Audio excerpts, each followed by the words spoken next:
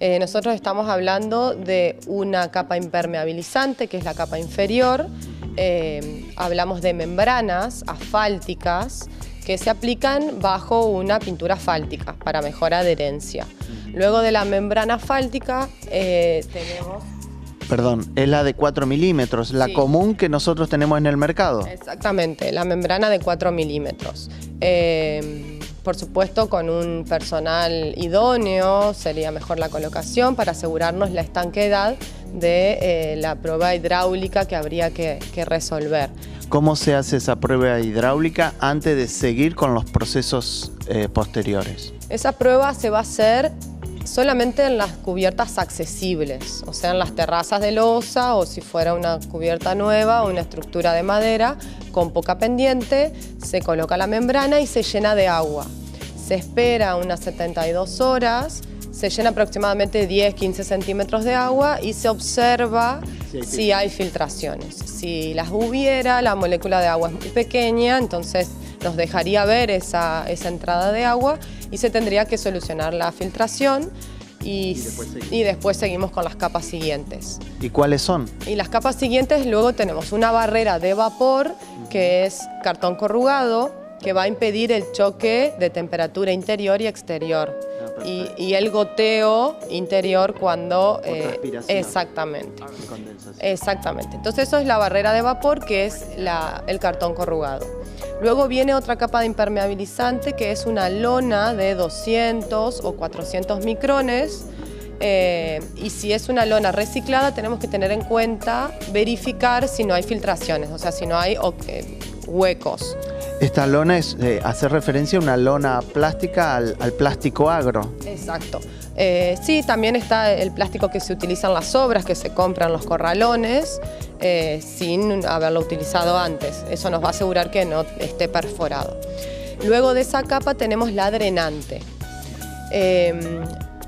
Por supuesto, yo estoy nombrando una posibilidad de materiales. Como vemos en el mercado, hay de todo. Va a haber que tener en cuenta el objetivo del techo, los costos disponibles y demás para elegir cada uno de estos materiales. Ciertamente este material drenante tiene que tener unas características mecánicas que nos asegure un daño de las membranas. ¿Cuáles serían? Bueno, para eso usamos arcilla expandida, que la conseguimos en los viveros, que ya viene con la medida que necesitamos, que son alrededor de 4 o 5 centímetros, y en el caso de hacerla in situ podemos utilizar cascotes de ladrillos, pueden ser de segunda mano, no es recomendable que sean de demolición, y estos cascotes los pasamos por hormigonera para matar los cantos, eliminar los cantos vivos, que eso puede provocar la rotura de la capa impermeabilizante al transitar luego de hacer las siguientes capas sucesivas. Exacto.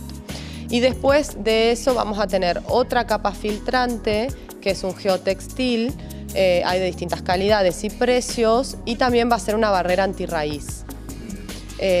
¿Cuál es la función que cumple esa manta geotextil? Esa manta va a cumplir la función de, luego de esa manta viene el sustrato y la vegetación, entonces va a impedir que el sustrato se mezcle con la capa drenante. O sea, lo va a separar de la capa drenante y va a mejorar el drenaje de todo el sistema. Y también funciona como antirraíz. O sea, las raíces no van a pasar por debajo de la capa geotextil. Otra de las barreras antirraíz también es el plástico. Porque la raíz de la planta lo que busca es la humedad. Entonces, al encontrarse con un material que no puede traspasar, se crece horizontalmente. Perfecto. Y después viene el tema del sustrato, que tiene ciertas características, y después viene la planta viva. La vegetación. Vos que estuviste haciendo la nota, Marcelo, ya sos un poco un especialista en el tema de los techos verdes. Yo te quiero hacer una pregunta puntual. Arriba de toda esta estructura, ¿va tierra común y corriente? Eso es lo que piensa el común de la gente. Ajá. Que va solamente, Nosotros. sí, que hacemos un pozo en nuestro fondo, sacamos esa tierra, la trasladamos al techo y plantamos césped.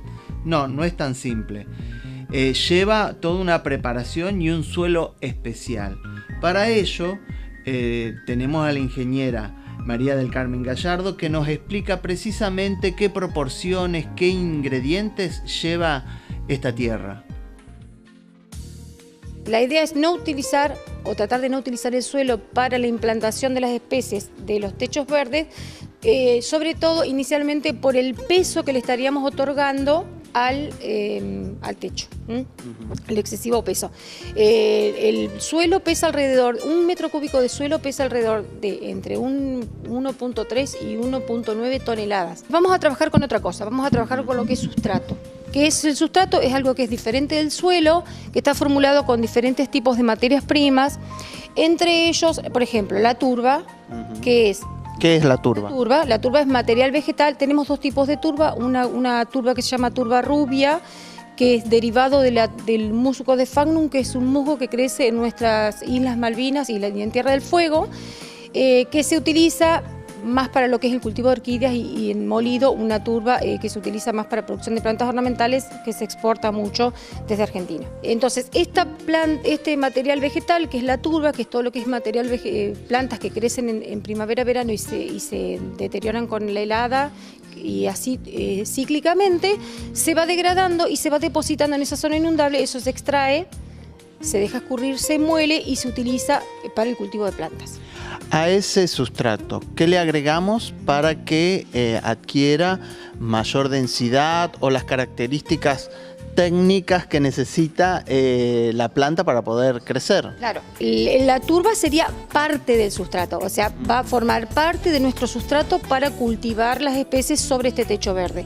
Entonces tenemos turba, que es material orgánico, que eso se va a ir degradando con el tiempo, por lo tanto... vamos a formular un sustrato que tenga más materia inorgánica que orgánica para evitar que ese material se disminuya en su espesor con el paso del tiempo. Entonces, en la mezcla vamos a utilizar otros materiales, por ejemplo, la perlita.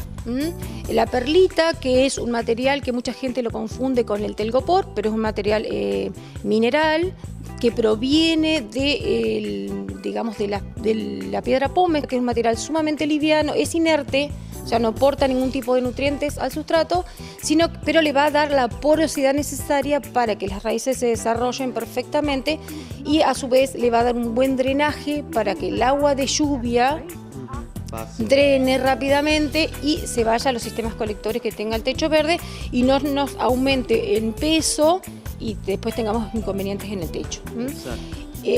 Y después podemos también incorporarle otro material mineral, que es un material inorgánico, que es la vermiculita, que es un tipo de arcilla que se utiliza sobre todo en los sistemas donde uno implanta el vegetal a partir de la siembra, por ejemplo. Normalmente las proporciones que se utilizan para la implantación del cultivo en el techo será hasta un 30% de material orgánico y un 70% de inorgánico. Mucha gente utiliza en las mezclas de los sustratos, como parte de los sustratos, arena. Y por ahí pasa que la arena, al ser una partícula relativamente chica, se reacomoda entre las partículas que dejan las otras formuladas del sustrato, los otros componentes, y se termina compactando, ¿tá? Entonces la idea es trabajar con sustratos relativamente sueltos que nos permitan un excelente drenaje y un buen ancla para las raíces, porque el sustrato justamente nos sirve de anclaje para las raíces de la vegetación que vamos a utilizar, cualquiera sea nuestro diseño, y que nos permita también, o sea, que el agua de lluvia, sobre todo que estamos teniendo lluvias tan excesivas, se escurra a través de ese sustrato y se vaya por el sistema de drenaje del techo. Ciertamente, de acuerdo a la característica de esta cubierta verde, si va a ser transitada, usada o solamente es un mero hecho de vista, hay que ver precisamente qué tipo de especies va a ser la cubierta.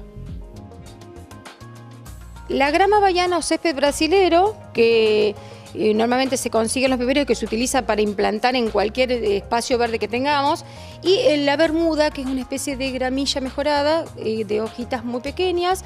Son dos tipos de especies muy utilizadas en los espacios verdes, digamos a nivel piso, así que no hay ningún tipo de inconveniente para utilizar estos dos tipos de especies.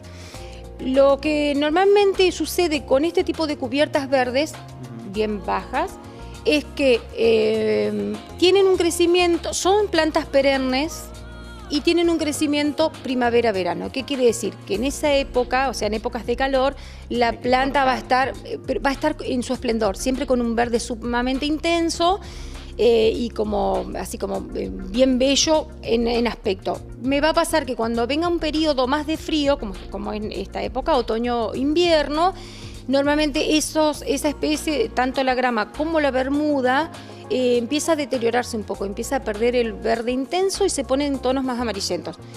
No implica que esa cobertura verde murió, sino que solamente entra en un estado de reposo esperando la llegada de la próxima temperatura alta, que será en la próxima primavera. En la cubierta verde no solamente tenemos césped, también en ella podemos recrear totalmente un jardín, ya sea con pequeños arbustos o plantas de menor porte. Las gramíneas son plantas herbáceas y digamos que tienen un crecimiento, son generalmente perennes, de crecimiento bastante así como con poco mantenimiento. Ideales. Algunas también tienen un crecimiento que se dice primavera-verano, así que, pero bueno, en algún periodo de época, algunas van a estar como un poco más deterioradas. Pero dentro de las gramíneas tenemos también lo que se llama las gramíneas nativas, que son generalmente las plantas nativas son plantas que son muy eficientes en el uso de los recursos, así que son de las más, tratemos de utilizar este tipo de especies para optimizar lo que tengamos sobre ese techo. Y dentro de las plantas nativas tenemos las gramíneas, que son unas especies de pastos, son plantas herbáceas de bajo mantenimiento, así que son plantas que también no requieren un altísimo espesor en el sustrato y tienen un excelente desarrollo, raíces en cabellera, que absorben muy bien el agua, y optimizan todo lo que tengamos ahí en ese techo y no necesitamos estar continuamente haciéndole un mantenimiento, sobre todo si no es un techo no accesible. Además que nos aporta a nivel estético y el accionar del viento provoca una muy buena vista. Claro, una sensación de movilidad, sobre todo cuando tenemos movimiento, cuando la gramínea está florecida con sus espigas, le da una sensación de movilidad fantástica. Esto también forma parte del techo verde y del diseño del techo verde. Tenemos muchas otras especies que se pueden incorporar a los techos verdes, desde las gramíneas nativas, desde plantas nativas, de diferentes portes, arbustos, las plantas de mayor porte como árboles y palmeras. En el caso de la utilización de plantas de mayor porte, normalmente se pueden llegar a trabajar espesores de sustrato de hasta 60 centímetros, y si no, trabajaremos, si queremos implantar un árbol, por ejemplo, o una palmera, podemos trabajar con un recipiente con la base cortada para tratar de que contengan sus raíces dentro y preparar algún tipo de talud o algo así para trabajar en alturas sin necesidad de sobrelevar esa profundidad del sustrato.